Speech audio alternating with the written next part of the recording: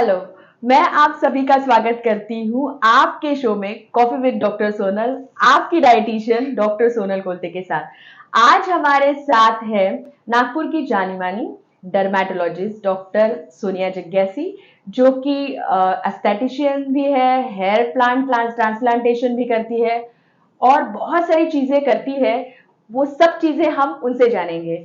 Hello Sonia. Hi, Dr. Mom. How are you? I am good. आपको बताना है कि अगर स्किन बहुत अच्छी ग्लोइंग स्किन हमें चाहिए और बहुत अच्छे बाल हमें चाहिए तो हमें कहाँ आना है? आपको सिर्फ एक ही जगह आना है, that is Neo Lush clinics. Neo Lush clinics एक ऐसा सेंटर है जहां स्किन के और हेयर के जितने भी प्रॉब्लम्स हैं, every related anything to your skin and hair, you have to reach down to only one centre, that is Neo Lush clinics. और यहाँ पे हम दो डॉक्टर्स हैं, डॉक्टर सुमित जग्यासी और मैं डॉक्टर सोनिया जग्यासी। वाह, बहुत पूरा पैकेज हो गया ना। कॉस्मेटिक का पूरा पैकेज हमें वहां मिल रहा है। सो बहुत सारे क्वेश्चन हमें पूछे जाते हैं एकदम। अगर मैं कहूँ कि अकेंथोसिस, ये टर्म यूज करूंगी तो समझ में नहीं आएगा। आप इसके बारे में पहले बताइए और क्या इलाज हम कर सकते हैं उसके बारे में बताइए। राइट, एक्यांथोसिस नाइग्रिकेंस जो ये एक टर्म है, ये एक बीमारी नहीं है पर ये एक साइन है। साइन अब ये दर्शाता है अपने बॉडी में इंसुलिन रेजिस्टेंस। अब मैं थोड़ा सा इसको सिंपल भाषा में बताऊंगी। इंसुलिन रेजिस्टेंस मतलब कि हमारी जब बॉडी में इंसुलिन की मात्रा बहुत हद तक बढ़ जाती है और वो काम करना बंद कर दे, यानी वो ग्लूकोज को, जो अपना बॉडी शुगर है, उसको कम करने में मदद ना करे, तो ऐसे जब होता है तब ये साइन देखने को मिलता है। पर ये साइन है क्या? बेसिकली ये साइन, इसमें क्या होता है, thick and dark patches around body folds, मतलब यानी कि नेक के अराउंड, अपने अंडर आर्म्स में ऐसे डार्क थिक एंड पैचेस दिखते हैं। ये हमको ज्यादातर जो ओबेस होते हैं, ओबेसिटी, उनमें देखने को मिलता है। जो जिनको लड़कियों को पीसीओएस है उनको देखने में मिलता है, या प्री डायबिटीज यानी जाके शुगर या डायबिटीज होने के चांसेस जिनमें रहती है, उनमें ये साइन हमको बोलते कि तू नहाता नहीं है बराबर, इसलिए तुझे ये चीज हुई है। तो आप क्या सजेस्ट करते हैं उसमें? अब ये ऐसा है कि एक्यांथोसिस नाइग्रिकेंस का अगर मैं सिंपल भाषा में अगर बताऊं कि इसका अगर एक ट्रीटमेंट है, वो जो बहुत, जो अगर कुछ एक क्रीम भी ना आप लगा के उसको अगर यदि आपको ठीक करना है तो है वेट लॉस। आपको वेट लॉस करना पड़ेगा। आपका जब तक बीएमआई में यानी बॉडी मास इंडेक्स में आपका वेट यदि नहीं है, तो फिर ये अपन जितना भी उसमें कितनी भी दवाइयाँ खा लें, कितना भी लोशन, कितना भी क्रीम लगा लें, तो ये ठीक नहीं होगा। ये कहीं ना कहीं बाद में आपको फिर से ये रिकरेंस होगा। तो सबसे पहले इसका ट्रीटमेंट होता है वेट लॉस। क्लिनिक मेडिकेशंस में we give anti pigmentation creams, lotions, और उसके साथ ही साथ हम प्रोसीजर्स, हमारे पेशेंट्स को हम बोलते हैं कि आप प्रोसीजर्स ऑप्ट कर सकते हैं, जैसे कि केमिकल पील्स, या फिर ऐसे कुछ लेजर्स भी आते हैं, जैसे ब्लू टोनिंग हो गया, स्किन बॉडी लाइटनिंग के लिए वो लेजर्स भी हम इसमें बहुत अच्छे रिजल्ट। और वेट लॉस करना है तो आपको हमारे पास आना है मैम। हम आप सब पेशेंट हमारे पास भेजिए। डेफिनेटली, जो भी I think diet and lifestyle से रिलेटेड है, I don't think anyone in the Nagpur is like, इससे आपसे ज्यादा कोई अच्छा, आई थिंक कोई डाइटिशियन और न्यूट्रिशनिस्ट अवेलेबल होगा। यस, सो डाइट में बहुत बढ़िया रोल होता है। अकैंथोसिस इज अ साइन, जैसे बोला गया था। सेम विद द पिंपल्स, जैसे कि अगर प्री डायबिटीज है तो पिंपल्स या एक्ने या मुहासे, इसके बारे में बहुत बहुत डिप्रेशन आता है लोगों को, एक भी दिख जाता है तो। सो ये भी तो रिलेटेड ही है ना। ये भी ये दीज आर ऑल साइंस, जैसे हेयर लॉस होना, यानी कि एक्ने आना, बाल यहाँ से झड़ना, यहाँ पे बाल आना। लड़कियों को आजकल देखते हैं हम हमारे ओपीडी में, मैम हमको यहाँ बहुत हेयर ग्रोथ आ रही है 1 ईयर से, अब मुझे नहीं पता, सब तो नॉर्मल चल रहा है, पर यहाँ पे क्यों हेयर ग्रोथ आ रही है, यहाँ से मुझे बाल जा रहे हैं, हेयर फॉल हो रहा है, पिंपल आ रहे हैं। Not only on the face, बाकी चेस्ट, बैक, हर जगह, ट्रंक मोस्टली इन्वॉल्व होता है पिंपल्स या एक्ने से। तो these are all signs. But acne के तो बहुत सारे और भी रीजन हो सकते हैं ना। लाइक अभी एक एज हो गया कि चलो अभी एक्ने हो रहे हैं, लेकिन आजकल तो 40 वालों को भी एक्ने होते हैं। पहले तो बोला जाता था कि बस अभी ये इस एज से इस एज में जा रहे हैं, टीनेजर्स को।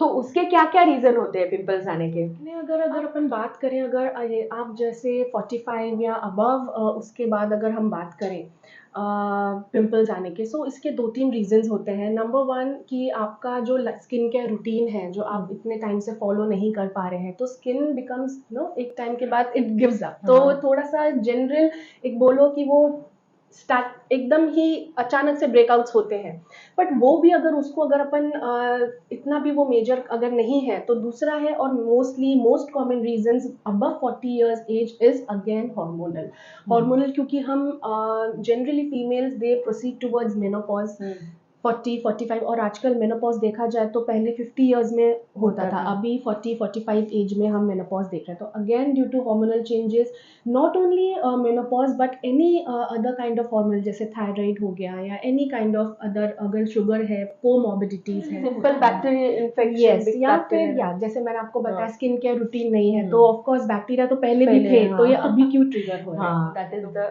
मोस्टली टीनेज में मुझे लगता है वो दैट इज बैक्टीरियल इन्फेक्शन ज्यादा रहता है। और ये जो डैंड्रफ शेड होता है, राइट, उसको सेबोरिक डर्मेटाइटिस बोलते हैं। अच्छा। Generally dandruff is a fungal infection. तो अब जब तक ये इन्फेक्शन हमारे स्कैल्प में रहेगा, तब तक वो स्किन स्कैल्प की या फेस की इरिटेट होते रहेगी। तो अराउंड जनरली नोज के साथ यहाँ पे, या फिर ईयर्स के पीछे, ये फोरहेड पे, यहाँ पे जनरली रेडनेस देखने को मिलता है along with acne. So this is called seborrheic.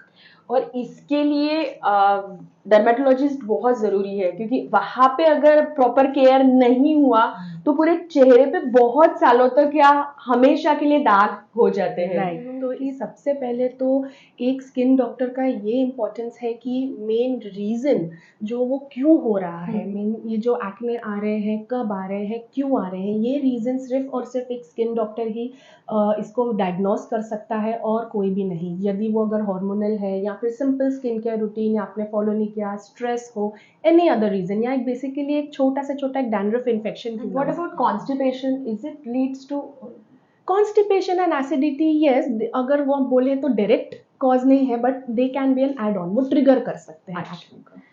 सो ये एक चीज हो गई कि मुहासे आ रहे हैं या पिंपल्स आ रहे हैं, वो आते हैं जाते हैं। किसी किसी को सिर्फ मेंसेस में एक ही, मेंसेस बिफोर मेंसेस वो पिक्चर रहता है कि एक ही आ रहा है, एंड देन फिर उनको नहीं आता है, तो वो it's a that is pretty much normal. वो तो उतना तो होना भी चाहिए।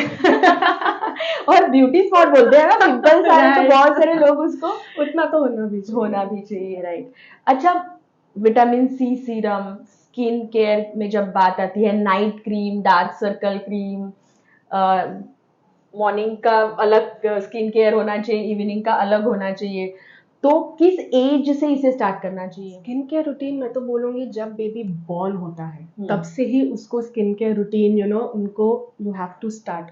बेसिक वो मॉइस्चराइजर ही क्यों ना हो, पर ये जैसे आप पूछ रहे हैं जैसे vitamin C serums and all, जब ये होते ही बात एंटी एजिंग की, एजिंग अपनी स्किन स्टार्ट होती है right from 25 years of age। So मैं कहूँगी 25-26 age is the most accurate age to start with any skin care routine, be it be it night skin care routine, any skin care routine. और basic जो moisturiser और sunscreen जो है, जो ये दो चीज़ें इतनी इंपॉर्टेंट है, जैसे बोलते हैं ना स्किन फूड, तो ये वो दो चीज़ें हैं। तो ये तो मैं बोलूँगी बच्चे जब एकदम छोटे रहते हैं तब से ही उनको उनको आदत डालना चाहिए। मुझे मेरा सवाल है ये कि अगर हम सनस्क्रीन लगा के बाहर जाएंगे तो हमारा विटामिन डी डेफिशिएंट होगा कि नहीं? क्योंकि बहुत सारा विटामिन डी का डेफिशिएंसी फिलहाल में देखा जाता है। नहीं, ऐसा there are 3 types of UV radiations, UVA, UVB and UVC. तो कैसा रहता है, जो सबसे हार्मफुल यूवी रेडिएशन होता है जिससे हमारी स्किन को जनरली स्किन कैंसर होने के चांसेस होते हैं आगे जाके, अगर बहुत ज़्यादा धूप से अगर हमने बचाव नहीं किया है। स्किन कैंसर ही अगर बहुत बड़ा टर्म हो गया, वो ही नहीं तो छोटी बहुत चीज़ें जैसे सेबोरिक केराटोसिस, मस्से आना, फ्रेकल्स आना, दाग आना, तो ये अगर हम सनस्क्रीन नहीं लगा रहे हैं, अगर हम अपनी स्किन का केयर नहीं करें, तो आगे जाके फीमेल्स में भी या मेल्स में भी मेलाज्मा, जिसको बोलते हैं झाइयाँ, वो होने के चांसेस बहुत बढ़ जाते हैं। मेरा नेक्स्ट क्वेश्चन था कि ये जो मेलाज्मा रहता है मोस्टली पोस्ट प्रेगनेंसी, वैसे तो कोई एज या वो रहा नहीं, लेकिन मोस्टली पोस्ट प्रेगनेंसी होता है, वो क्यों होता है फीमेल्स को पोस्ट प्रेगनेंसी? क्योंकि अगेन मेलाज्मा जो होता है वो ट्रिगर उन फीमेल्स में होता है और मेल्स में भी जिनका हार्मोनल इंस्टेबिलिटी अंदर बॉडी में चल रही है। Even in females there is one hormone, male hormone called testosterone, वो प्रेजेंट होता है बट बहुत ही कम मात्रा में होता है। और ये अब आप देखेंगे हर महीने जैसे पीरियड्स आते हैं, मेंसेस आते हैं, तब तो हार्मोनल इंस्टेबिलिटी जैसे जो ऊपर नीचे ईस्ट्रोजन प्रोजेस्टेरोन वो तो होता ही है, बट इन प्रेगनेंसी ये हार्मोन्स एट देयर पीक। अब जब पीक पर आ जाते हैं और उस दौरान या उसके पहले आपने स्किन का कभी कुछ ख्याल ही नहीं रखा, ना कभी एक बेसिक जैसे रूटीन जैसे हम जो बात कर रहे हैं वो नहीं किया, तो फिर skin becomes very vulnerable to get all these pigmentation. तो इसलिए ये हॉर्मोन्स का जो उथल पुथल जो चल रहा है तो उसके कारण वो जाके टारगेट करता है स्किन। तो ये क्या करना चाहिए, जैसे अगर पोस्ट प्री प्रेगनेंसी के दौरान क्या करना चाहिए फीमेल्स में? सिंपल है, अगेन वही स्किन केयर रूटीन जो हम बोलते हैं, सनस्क्रीन लगा के यस, निकलना तो चाहिए। सनस्क्रीन भी जो प्रेगनेंसी सेफ हो, अच्छा। जिनमें कोई केमिकल ऐसा मिलावट नहीं हो जो अंदर बच्चे को भी हानि ना पहुंचाए, तो वैसे कुछ सनस्क्रीन वो भी मैं पूछूंगी अपने स्किन डॉक्टर से ही। आप ये मुझे नहीं पता था कि सनस्क्रीन प्रेगनेंसी, सच्ची में मुझे नहीं पता था कि सनस्क्रीन प्रेगनेंसी में अलग अलग होते हैं। डेफिनेटली। तो it absorbs, like sunscreen absorb करता है, लगाते हैं वो स्किन में, भले ही बहुत ही 0.01% मात्रा में वो अंदर अपने शरीर में ऑब्जॉर्ब होता है। तो हम प्रेगनेंसी के दौरान हम जो भी लगा रहे हैं, इवन कोई एक पिंपल की एक जेल भी क्यों ना हो, वो आप स्किन डॉक्टर से पूछ, क्योंकि ऐसे बहुत सारी चीजें हैं इवन सनस्क्रीन में जो कि मना की गई हैं, जो नॉट FDA अप्रूव्ड है, जो हम बोलते हैं कि आप ये सनस्क्रीन अगर आपने लगाया तो आगे जाके बच्चे को प्रेगनेंसी के दौरान कुछ हार्म हो सकता है। तो आप ये स्किन डॉक्टर से पूछकर ही हमें करना चाहिए। स्किन जो है कोट होता है हमारा शरीर का जो कवर करता है। I think the largest organ of the पूरा बॉडी का लार्जेस्ट ऑर्गन इज स्किन।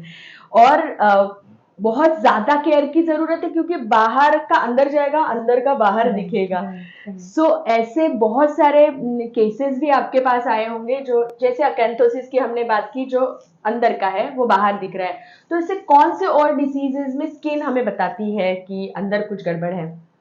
मैं तो बोलूँगी 5% ऑफ द केसेस जो मैंने जितना भी पढ़ाई की है, skin is an organ which reflects what is going inside your body. तो मैं तो बोलूँगी 95 या 99% ऑफ केसेस में हमको ये साइन होता है कि भाई स्किन में, और बहुत सारी चीज़ें ऐसी होती हैं, देयर आर अर्ली साइंस।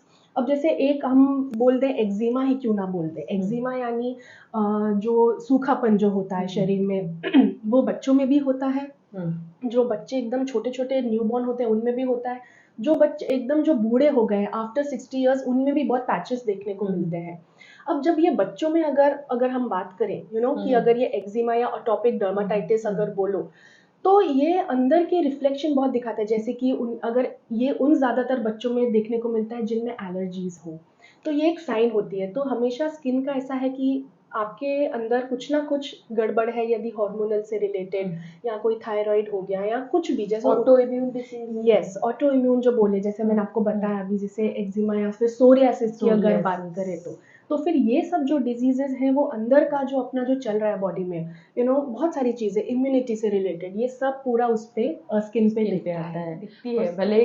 और एक सोसाइटी में एक बहुत खराब है, अच्छी चीजें पता नहीं, लेकिन जो हार्ट अटैक आया वो भी डिसीज है, और किसी को एक्जिमा हुआ है या सोरियासिस हुआ है वो भी डिसीज है। तो लोग ना, अगर हार्ट अटैक आया तो कोई ठीक है सिंपैथी वाला एक वो रहेगा, लेकिन सोरियासिस और वो तो थोड़ा सा राइट। आजकल हो गया है कि सिंपल जो विटिलिगो है, जो सफेद चट्टे की जो हम बीमारी बोलते हैं, लोगों को अभी तक ये भी अवेयरनेस नहीं है कि वो छूने से नहीं अब उनको हम ऐसे समझाते हैं, हमारे जो भी क्लिनिक में आते हैं, कि भाई ऐसा नहीं है कि आप उनके साथ आप बैठ के कॉफ़ी नहीं पी सकते, उनके साथ आप खाना नहीं खा सकते, ये फैलता नहीं है ये। और विटिलिगो और ये जो सोरियासिस, इवन सोरियासिस जब वो फुल ब्लोन रहता है, फुल बॉडी पे रहता है, तो लोगों को डर लगता है कि क्या वो छूने से हमको तो ना हो जाए। तो ऐसा बिल्कुल नहीं है, पर ये अवेयरनेस अभी भी लोगों में I think it's very lacking है। राइट। और it's a full body is white हो जाती है, उसे अल्बिनिज्म। सो ये फिर कैरी फॉरवर्ड होता है क्या जीन्स टू जीन? और अगर ये जो भी बोले हम, सोरियासिस बोल दो, एक्जिमा बोल दो, बहुत मेजर पार्ट उनका एक रहता है, वैसे तो बहुत सारे कॉजेज होते हैं उसके, बट मेन कॉज उसका है एक जेनेटिक। तो यदि आपके फैमिली में, फैमिली ट्री में कहीं पैटर्नल या मटर्नल साइड किसी को ऐसा कुछ पहले हुआ हुआ था है। तो फिर आपको वो होने के चांसेस ज़्यादा चांसेस है। रहते हैं। पर इसमें मैं बोलूँगी यदि आपको हो भी गया, अगेन आपकी अगर लाइफस्टाइल अगर अच्छी रहे तो उसको हम लाइफस्टाइल में खाना भी आता है। राइट।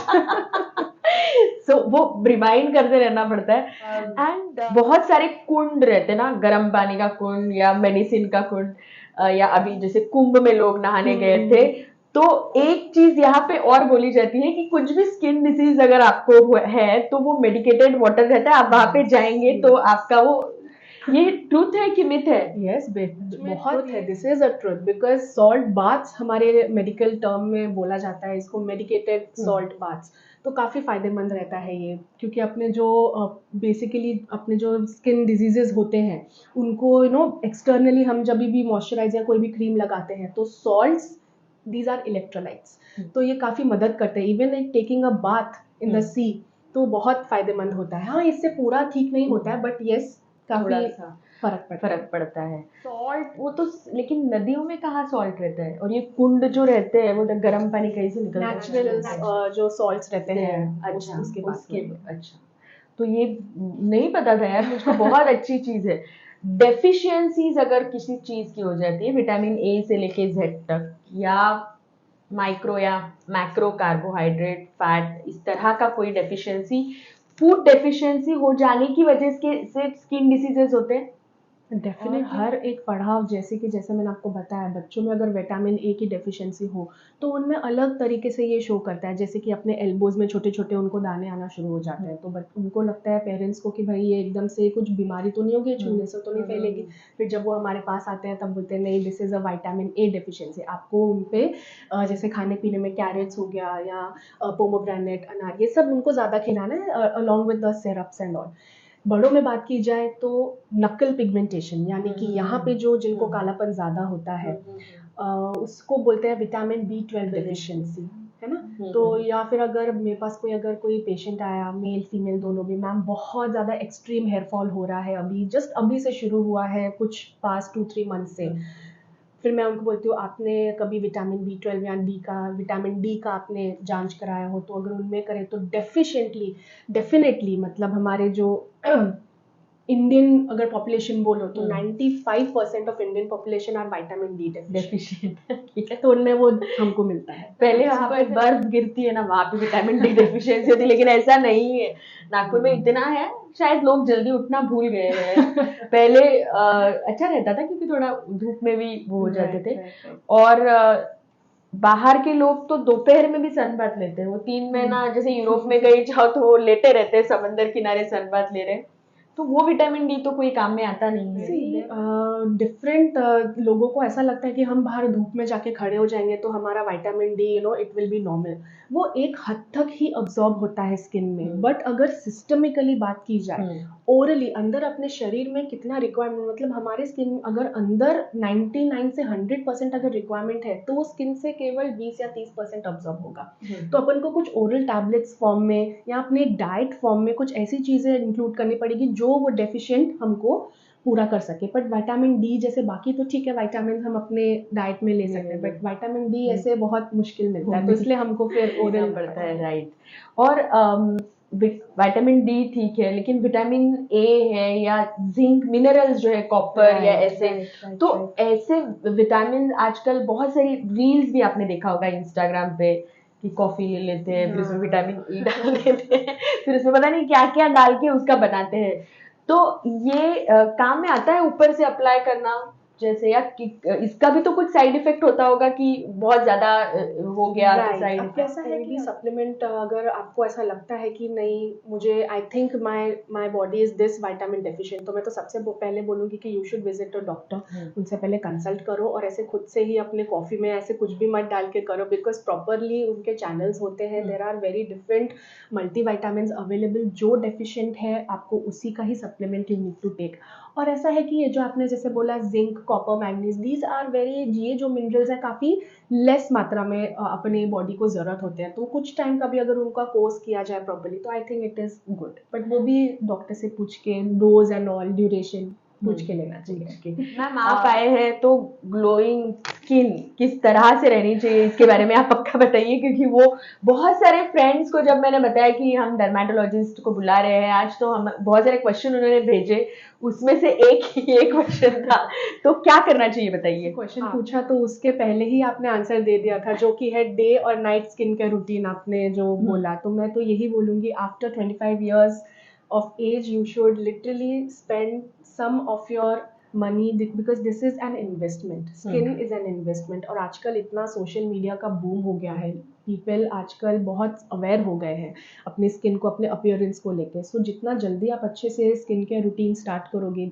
डे और नाइट, उतनी ही आपकी स्किन बहुत अच्छी मेंटेन रहेगी। आगे आपको ज़्यादा कुछ चीज़ें जो इतना चल रहा है बाहर, इवन सलोन्स में they are doing facials and all, वो सब कुछ करने की ज़रूरत नहीं पड़ेगी। तो सिंपल स्किन केयर रूटीन में अ गुड क्लेंजर जो आपकी स्किन टाइप को सूट करे। स्किन टाइप आर 2 टाइप्स, मतलब ऑयली या ड्राई, तो जो है उसके अकॉर्डिंगली एक क्लेंजर होना चाहिए, मॉइस्चराइजर होना चाहिए और सनस्क्रीन। इसके अलावा अगर आपको कुछ लगता है कि मुझे एक्टिव इंग्रेडिएंट्स, जैसे आपने विटामिन सी या कुछ सीरम्स का नाम लिया, अगर उसकी भी ज़रूरत है तो भी आपको स्किन पहले अपनी एग्जामिन करा लेना चाहिए कोई स्किन डॉक्टर से। यदि वो बोलते हैं ओके आपकी स्किन को अगर आपको चाहिए, तो ऐसे कुछ सीरम्स हैं जो आप डेली बेसिस पे लाइफ लॉन्ग लगा सकते हो, जो सेफ हो, है ना। क्योंकि ऐसे भी कुछ सीरम्स अवेलेबल है बाहर, जैसे रेटिनॉल एंड ऑल। अपन ने जैसे प्रेगनेंसी की बात की, अगेन प्रेगनेंसी में retinol is a big contraindication, मतलब नॉट एफडीए अप्रूव, अगेन वो हार्म कर सकता है इन लॉन्ग रन ऑल्सो। तो कुछ ऐसे सीरम्स हैं अवेलेबल, जैसे विटामिन सी हो गया, नियासिनामाइड हो गया, वो भी आपको स्किन डॉक्टर से अपनी पूछ के देन आप वो serums you can start. So a good ये तो हो गया किट, अपना moisturiser, sunscreen and face wash. उसके अलावा एक डे केयर रूटीन और एक night care routine, I think इसके अलावा और कुछ करने की। एंड कॉस्मेटिक, जैसे हम बाहर रोज जाते हैं, अभी सब वर्किंग रहते हैं, एवरीवन यूजिंग, तो कॉस्मेटिक्स को क्लीन भी तो करना पड़ेगा ना प्रॉपर। मैं तो ये बोलती हूँ, अभी जैसे मेरे पास जो आते हैं टीनेजर्स या लड़कियाँ, मैम मैंने मेकअप लगाया और उसके बाद मुझे एक्ने आ गए, ऐसा नहीं होता है। मेकअप के बाद लगाने से एक्ने नहीं आते, बट मेकअप को अच्छे से रिमूव नहीं किया गया उससे एक्ने आते हैं, क्योंकि हमारी स्किन में पोर्स मौजूद हैं, और पोर्स अगर वो यदि ब्लॉक हो, फाउंडेशन बोलो या कुछ पाउडरी स्टफ बोलो हम जो लगाते हैं, बेकिंग पाउडर्स वगैरह, उसके कारण पोर्स ब्लॉक हो जाते हैं, और वो जो ऑयल है, जो नॉर्मल सीबम जो रहता है, वो स्किन पे आ नहीं सकता, तो इसके कारण वो अंदर जमा होकर पिंपल बनाता है। अब उनको लगता है कि मैम मैंने ऐसा क्या खा लिया, मेरे अंदर मेरे तो पीरियड्स भी नॉर्मल चल रहे हैं, ऐसा क्यों हो रहा है। तो यही है कि मेकअप को रिमूव करना बहुत इम्पोर्टेंट है। मेकअप रिमूव कीजिए, वो बहुत ज्यादा जरूरी है, क्योंकि eye lashes nowadays artificial eye lashes लगा रहे हैं, तो आई लैशेज भी फॉल हो सकते हैं, हेयर फॉल तो वो कहीं पे भी हो सकता है। सो ये बहुत जरूरी चीज है, और चेहरे का ही नहीं, पूरे हाथ पैर, जैसे चेहरे की तरफ हम ज्यादा देखते हैं, बस फटी एरिया है तो वो that is again a thing. मैंने तो ऐसी देखी जो ब्लडी, यानी उससे खून निकल रहा है इतना, वो दे कैन नॉट वॉक, तो वो भी तो एक तरह से देखना चाहिए। बिल्कुल, अगेन हमें प्रॉपर स्किन का, जैसे इवन कुछ भी बात करो, from head to toe skin is there, तो आप जहाँ भी बात करो, चेहरे की, हाथों की, इवन हाथों में जैसे आप बोल रहे हैं कि पैरों में क्रैक्स आता है, इवन हाथों में भी आते हैं, तो अगेन अगर आप मॉइस्चराइजर अच्छा नहीं लगा रहे हो, अपना जैसे फुटवेयर्स आपके प्रॉपर नहीं है, तो उसके कारण लॉन्ग रन में ये सब बहुत बढ़ जाता है। Water intake is a cause. Water intake हाँ है, बिल्कुल है। एक जो बोलते हैं जो अडल्ट में 3.5 to 4 लीटर्स ऑफ वाटर तो होना चाहिए, बट एक्सटर्नल फॉर्म में भी जैसे हम जो बोलते हैं, जैसे आपको मॉइस्चराइजर लगाना ज़रूरी है, क्योंकि वाटर इनटेक अपने बॉडी में बहुत दूसरे ऑर्गन्स को भी तो चलाना है ना, और भी सारी चीज़ें हैं, तो सिर्फ स्किन नहीं है, तो एक्सटर्नल फॉर्म में भी बहुत ज़रूरत होता है। इवन बच्चों में, जैसे हम जो बोलते हैं जिनको अटोपिक डर्माटाइटिस है, जैसे बच्चों में, और अगर बड़ों में देखा जाए, तो हमारी बॉडी में जितना मॉइस्चर कंटेंट होता है बच्चों में उतना नहीं होता है, तो इसलिए एक्सटर्नल फॉर्म में मॉइस्चराइजर या फिर प्रोटेक्शन जैसे सनस्क्रीन, हम वो बोलते हैं कि आप वो लगाइए। और घी के बारे में मिथ है कि नहीं पता मुझे, घी पीना चाहिए ऐसे बोलते हैं, हम तो नहीं बोलते हैं कि, क्योंकि एक वो घी थोड़ा वो रहता है ना, ग्रीसी रहता है, तो अगर आप घी लेंगे खाएंगे तो आपका स्किन ग्लो करेगा, या आपके घुटने अच्छे रहेंगे, आपको एड़िया जो क्रैक्स हुई है वो नहीं डेफिनेटली होगी। खाना चाहिए, बट वो गट के लिए अच्छा होता है, स्किन इतना के लिए तो नहीं। तो गट के लिए not ghee actually, Right. For gut it is prebiotic और probiotic, Prebiotics and for that दही खाओ। नहीं, ये ऐसा कुछ हाँ, भी नहीं है कोई कि एक चीज नहीं होती है अगेन कि आप ऐसा बोलेंगे घी घी खाते रहो तो उससे स्किन ग्लो करेगा, ऐसा कुछ भी नहीं है। हाँ, ऐसे there are some foods which can lead to long run में, जैसे आपने कहा कि लाइफस्टाइल अपनी बात भी हुई कि ऐसे कुछ फ्रूट्स हैं या कुछ फूड हैं जो अवेलेबल हैं जो लॉन्ग रन में अगर आप उनका सेवन करते हैं तो आपकी स्किन और ज़्यादा अच्छी ग्लो करती है या इट इज़ मेंटेन।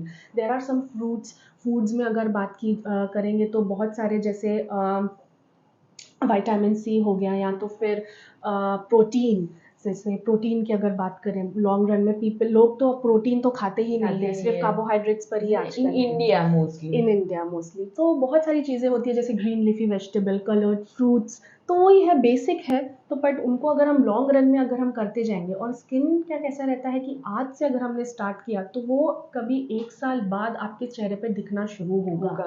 ये ऐसा नहीं कि हम अभी कर रहे हैं, 1-2 महीना करके हमने अच्छा लाइफस्टाइल किया, हमने हेल्दी एक्सरसाइज कर लिया और उसमें हम अब तो ग्लो नहीं आ रहा। एंड व्हाट पूरा हमने किया, सब किया, एंड स्ट्रेस, अगर स्ट्रेस आता है तो आई थिंक डार्क सर्कल आना या बोलो, या फिर प्रॉपर स्लीप नहीं है हाँ, आपकी, है ना, स्लीप हो गया, या फिर डार्क सर्कल्स के बहुत सारे कॉजेज होते हैं, जैसे अपने तो 2 बोल ही दिए।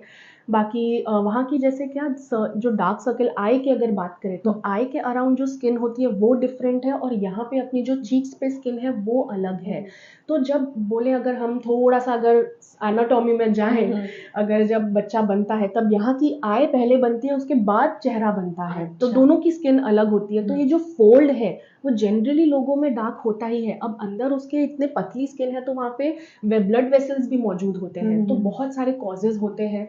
मेन कॉज रहता है कि स्ट्रेस, लाइफस्टाइल अगर अच्छा नहीं है, या फिर आपका स्लीप प्रॉपर नहीं है, या फिर अगर आपको थायराइड है, ऐसे बहुत सारी चीज़ें होती हैं। तो अगर वो है तो उस पर पहले हमको काम करना चाहिए। बट अगर ऐसे कॉजेज़ हैं जो वहाँ की ऑलरेडी स्किन आपकी जेनेटिकली डार्क हो या फिर ब्लड वेसल्स हो, तो ये आपको नहीं समझ में आएगा, again you need to take a help with a dermatologist. एक और सवाल कि जैसे बहुत सारी चीजें बिगड़ी है, यानी पिंपल्स आ गए हैं, दाग है, फिर बहुत सारे चेहरे पे बहुत सारी चीजें हो चुकी है और अभी हमको उसको रिवर्स करना है, तो क्या ये पॉसिबल है? बिल्कुल है, 100% है। और ऐसा है कि अगर आप प्रॉपर चैनल से, अगर proper right time,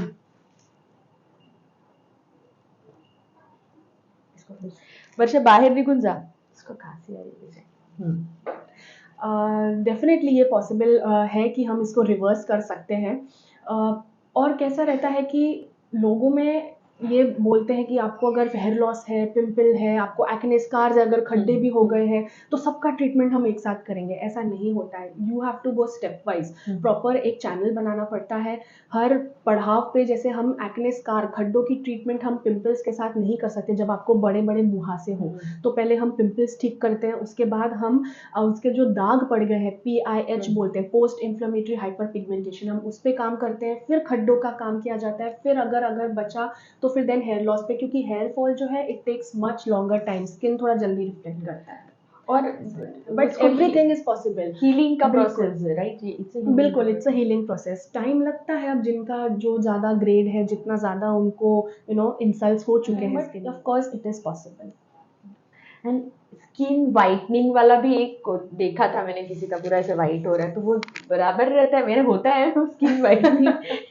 skin whitening वगैरह जो बोले, स्किन ब्राइटनिंग, आजकल जो ये टर्म जो चल रहा है, मैं तो बोलूँगी इंस्टाग्राम और ये जो सोशल मीडिया पे इतना बूम है कि स्किन ब्राइटनिंग, आजकल जो एक टर्म बोलते हैं ग्लूटाथायोन, नहीं, वो तो मेडिसिन हो गया। हाँ, बट राइट। ये जो मशीन से कुछ करते हैं ऐसे, हाँ, डेफिनेटली स्किन टोनिंग जो बोलते हैं, ब्लू टोनिंग, मैंने आपको इसी इसमें बताया कि क्यू स्विच एक लेजर रहता है, क्विक स्विचिंग लेजर, उसको अगर यदि हम केमिकल पील से अगर कंबाइन कर लिए अच्छा। तो फिर और इसके सेशंस लेने पड़ते हैं, और तो उससे अपनी स्किन टोन जो रहता है, ऑफ कोर्स स्किन टोन, अब ये जो पेशेंट अनरियलिस्टिक एक्सपेक्टेशन है कि मुझे एकदम मेरी एकदम जो फॉरेनर्स की स्किन हो जाएगी टाइप 1, आप 3 से आके निकल के टाइप 1 स्किन में जाओगे, ऐसा ऐसा पॉसिबल नहीं होता। है। बट आपके जो दाग हैं, जो आपका जो अनइवन स्किन टोन है, जो डिस्क्रोमिया है आपके फेस में, जो टेक्सचर ऐसा जो है, वो हम उसको ऑफ कोर्स इम्प्रूव करते हैं, और जो ग्लो बोलते हैं ना, वो आता है उसमें। ये आपके यहाँ पे होता है। बिल्कुल। तो हमको जाना है न्यूलैश क्लिनिक में, अगर आपको स्किन ब्राइटनिंग करना है, और डॉक्टर के पास जाइए हमेशा,